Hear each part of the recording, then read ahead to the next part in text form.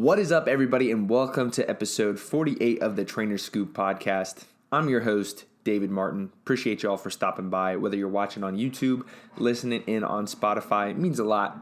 Coming at you solo today to talk about what could be holding you back from seeing the results that you want, whether it be fat loss, bulking up, becoming better at a particular sport. We're going to delve into some of the biggest issues I see when it comes from people not achieving their goals and kind of analyze each of these things a little bit, provide some solutions around what you could do better if you feel like this is you. Because over it's been almost 3 years as working as a personal trainer with a wide variety of clients, anything from, teenagers just starting out to 75-year-old women, everything in between. I've had a lot of different scenarios come my way. I enjoy helping people through each one of them.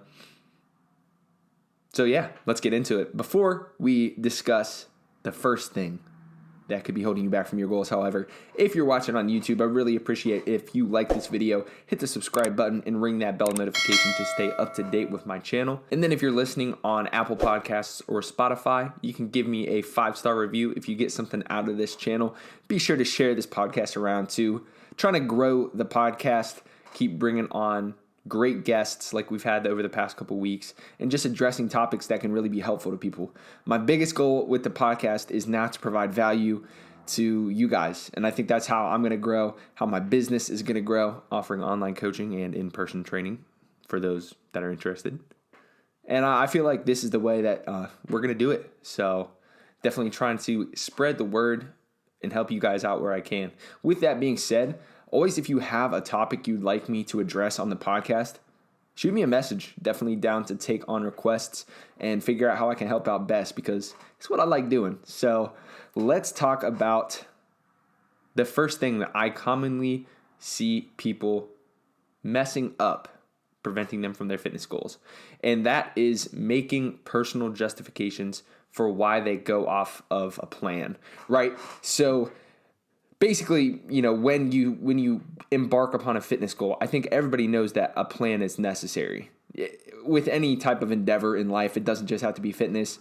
You make some preparation, whether it be, hey, I want to lose this weight, I'm gonna go to the gym. That's a very basic plan, but a plan in itself. Or that can get more specific of like, I'm gonna go to the gym 4 days a week. I'm gonna do an upper-lower body part split.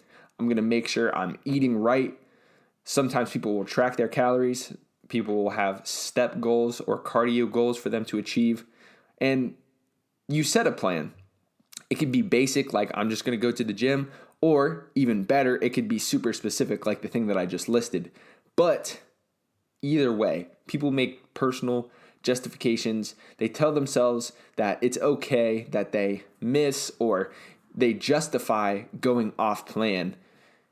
And that lack of accountability is really what will get you. I do it all the time, so I'm not trying to say that I'm perfect. I've gotten much better at this over the years, but you think that like you're the exception, or you think that it'll be okay because you can make up for it later. So let's address those two things. First of all, if you took the time to make a plan, at least have the decency to yourself and the respect toward yourself to stick to it. Like, I promise, 9 times out of 10, you're not the anomaly. And if you just stick to that plan consistently, you will see the results. Other times, one thing that I commonly did, especially over my past 2 diets, is, I make the justification of, I might have this cheat meal out now, or, I might skip my walk for the day, but I'll make up for it later. And life catches up with you and you don't make up for it later. And I actually think that if you get into a cycle of consistently making these justifications, like you're always thinking like, I'll go over on my calories or on my portions on this meal, but I'll just eat less. It sets up a terrible cycle of, it's not quite disordered eating, but it's to the point where it's getting close, where you always want to have a justification. It starts gnawing at the back of your brain that you messed up, that you got to make it right. Making it right is tough, and honestly, it's not even advised. What I typically tell my people is, if you do go off the plan, make sure you just hop back on the plan and don't do that again.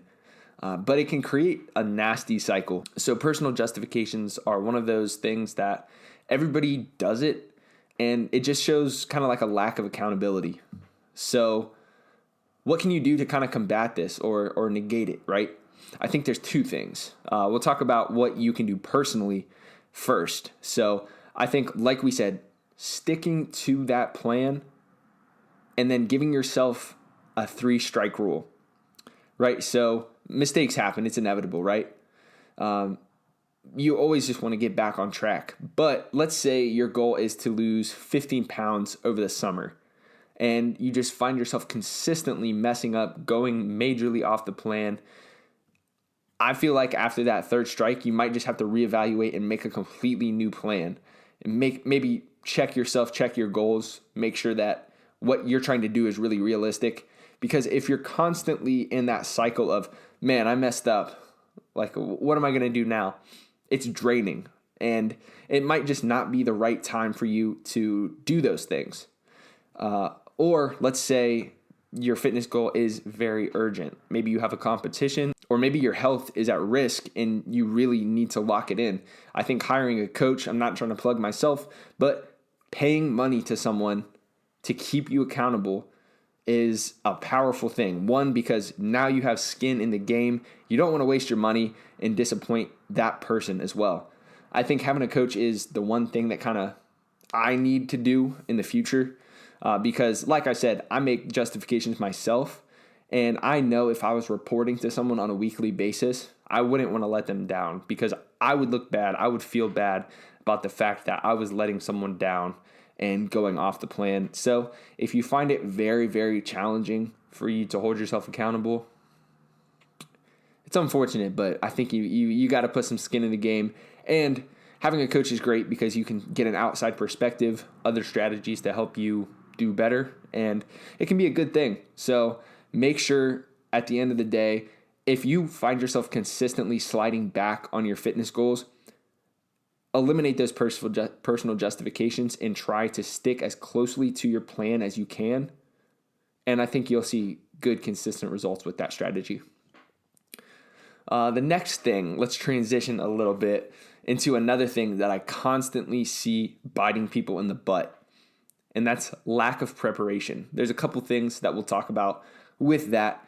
And I feel like I am actually really strong in this area, so I can lend some of my expertise where I might not be perfect in every area. No one is perfect. I do feel pretty good about the way I kind of prepare myself to be setting up to achieve my goals. When you're very serious about a fitness goal, you kind of have to base the rest of your life around that, as bad as that seems, right? And it doesn't have to take over your life. I'm not saying sacrifice time with family, sacrifice the things you love, but you need to take the action to really set yourself up as best as you can to achieve those things. Let's talk about a specific example. I'm thinking back now. I do this pretty much every day, but back in the summer of 2017 was the most locked in I've ever been on a fitness goal.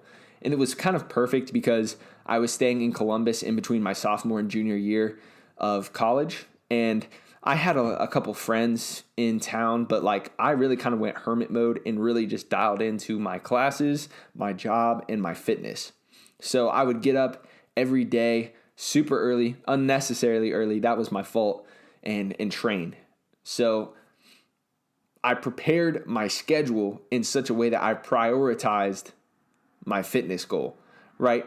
A lot of the times for people, that can mean working out in the morning, kind of getting your sleep schedule a little bit better so that you can wake up. Maybe you're waking up at 5, you're hitting the gym before work, then you head to work. The rest of the night is with the family. That can be a great way to kind of prepare your schedule to really make sure that you're able to make time for your fitness goals. So along with that, my meal prep was twice a week. I made sure I always had healthy food on hand, and that just eliminated me from ever having the excuse to slip up and go get fast food or, have a off meal, whatever that might be for you. So make sure, I've stressed this a ton of times on the podcast. I have blogs, I have YouTube videos about it, but make sure you're hitting the grocery store, getting those healthy foods. A quick tip for you, because I feel like a lot of people ask me like, what should I get at the grocery store? So what I do is I don't keep sweets in and around. When I go to the grocery store, I just get like those traditional like meal prep foods, whatever's on my menu. And then when I do want a snack like that, I'll make sure to like go hit an ice cream shop or, go to a bakery and get like a pie or, whatever it might be for you. But I feel like only keeping the essentials in your house, it's a very common sense thing, but it does pay off. So you're preparing yourself to not cheat on your diet. And in a longer form, just doing that meal prep and having that healthy food available, it makes your life so much easier because you don't have to worry about what's going to be for dinner. You don't have to worry about, oh, I have to run out and grab this food. You don't have to stress about what can I eat at McDonald's that's healthy. And you might run into those things, kind of like that Mike Tyson quote, everybody has a plan until they get punched in the face. And it's important to know how to handle those situations when things do wrong, not breaking down and getting overly stressed, and making sure that, you have a plan B, because sometimes you will have to go and grab fast food or like a Chipotle bowl. And it's important to know what you could do to make sure that it's as healthy as possible. That stuff happens. And we might get into that in another podcast. That could be a cool thing to talk about. But I think making sure that those meals prepped, to get back to my original point, it makes life so much easier and it will save you money and time in the long run. So that's another thing that preparing can really pay off. I went as far as to get my supplements ready the day before, lay my gym clothes out the day before, and really just make sure that my morning was as easy and routine as possible. And I think that's a great thing that you can do. It's a very classic personal trainer thing to say, pack your gym bag, pack your clothes the night before so you're not stressing about it in the morning. But especially now as I'm getting back into waking up earlier to do my workouts in the morning, it makes it so much easier for my life to lay my clothes out the night before so I'm not like up in a frenzied panic. So making sure that you're kind of like taking additional steps. If you have your meals, your clothes, your schedule for the day lined up, that kind of preparation will pay off huge. Because when essentially the opposite, when you don't have any of those things lined up, you're operating on the fly and you have all of these inputs that can mess up the outcome of what you're trying to do with your fitness goal. And each additional stress just makes it more and more challenging. So make sure you're taking that extra time to prepare yourself and be primed for the day, because I promise that will pay off big time. That one is probably one of the keys to success that really, really makes a difference. Moving on to another thing that people commonly do that can lead them away from achieving their fitness goals is overcomplicating the process. Guys, when it really comes down to it, I think I even said it earlier, you can lose weight by having a dedicated program in the gym, making sure you're hitting a step goal or amount of cardio goal per day. Maybe you're doing 10,000 steps or like a 30-minute walk a day, and having your food in order. It doesn't even have to be, for example, I weigh out my food, so I'm very precise with the amount of macronutrients. But if you're doing rough, approximate portions and you're eating sensibly, if you have those three things down, you're going to lose weight. I promise you. Eating right, getting extra activity, and hitting the gym, you're going to be healthy. You're going to achieve those goals. For the average person, you might not look like a jacked bodybuilder that's ready to win the competition on stage, but you're going to be looking good. You're going to be feeling great, and you're going to be performing better at everything in your life. So you don't have to overcomplicate the process and get bogged down into like what I might do, for example. For some people, weighing out their food, it's just too much. It's too much pressure. It's too much stress. And then for some people, even logging your food in an app like MyFitnessPal might get overwhelming. Now, there are times where I feel like those things are valuable, weighing out your food and logging them to understand portion sizes. Sometimes I'll have a client that first comes on board and I'll just say, for this first week, just send me pictures of each of your meals so I can get an idea of what you eat, what some of your tendencies are. I always say, it doesn't matter if you're eating out, if you're eating way too much, just send it to me and then we can adjust from there. It's okay. I'm not going to judge you. And then after we recognize kind of what they're doing, we can just make small tweaks to improve that. It doesn't have to be a complete overhaul, but just making small changes over time and not overcomplicating that process will make huge differences over the span of 3 or 6 months. So I really encourage you guys, don't get lost in the sauce. Sometimes you might go down an internet rabbit hole and you'll see what like the perfect influencer person is doing, but just know that they're probably not living a lifestyle similar to yours. Like, it's pretty wild to me, and I kind of do live this as well, so it might sound hypocritical, but some people really just work out, post, and they make a living off of that. And that's great for them, but that's not going to be what works for you. They have all the time in the day to put in, all these fancy meals, logging them all, and then they'll post that up to show you that lifestyle. And it might work for you, but it probably won't. So it's important to stick to the basics and really just do what works for you. It's going to take time. It might take consulting with a professional to brainstorm ideas that will work for you, but over time you'll get there. So I want to give some practical applications of what keeping it extremely simple will do for you and how that can pan out to achieving your goals. Like I said, if you're working out 3, maybe even 4 times a day in the gym for 30 to 60 minutes, that's going to be a great base of adding muscle, which will, of course, do a slew of things to make you feel better, help you look better. If you're taking time to make sure you're getting steps in, being active, very simple but effective way to get your cardio in.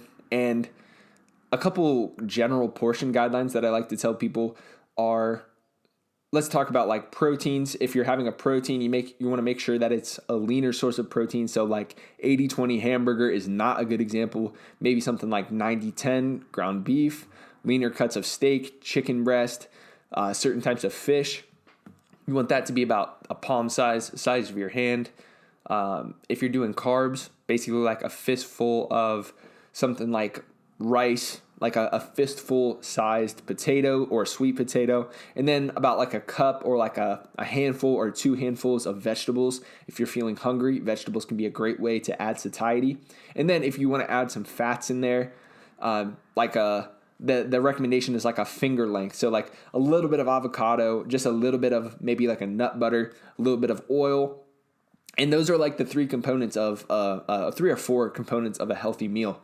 So it really doesn't have to be hard. So don't stress yourself out and overcomplicate the process, because if you stick to those basics and you just continuously nail them down, it's going to work. It just is. Another thing that I see people, and when I worked at a like more commercial gym, that I would constantly hear people say is they think what they're doing is better than what it really is, right? So they might say like, oh, I don't eat out that much.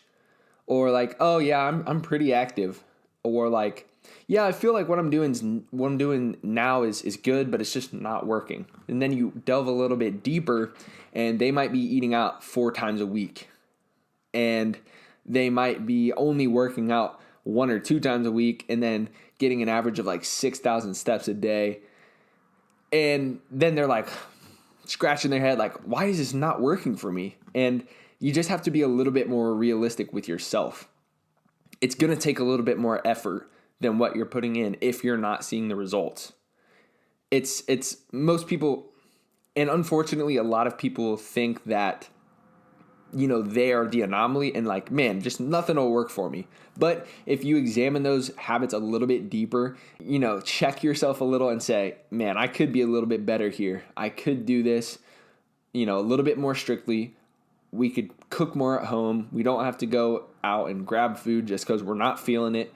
Like, it's not supposed to be easy. That's another thing that I really have been telling myself because to be completely honest with you, this fitness stuff, I've been doing it for so long, it's easy for me.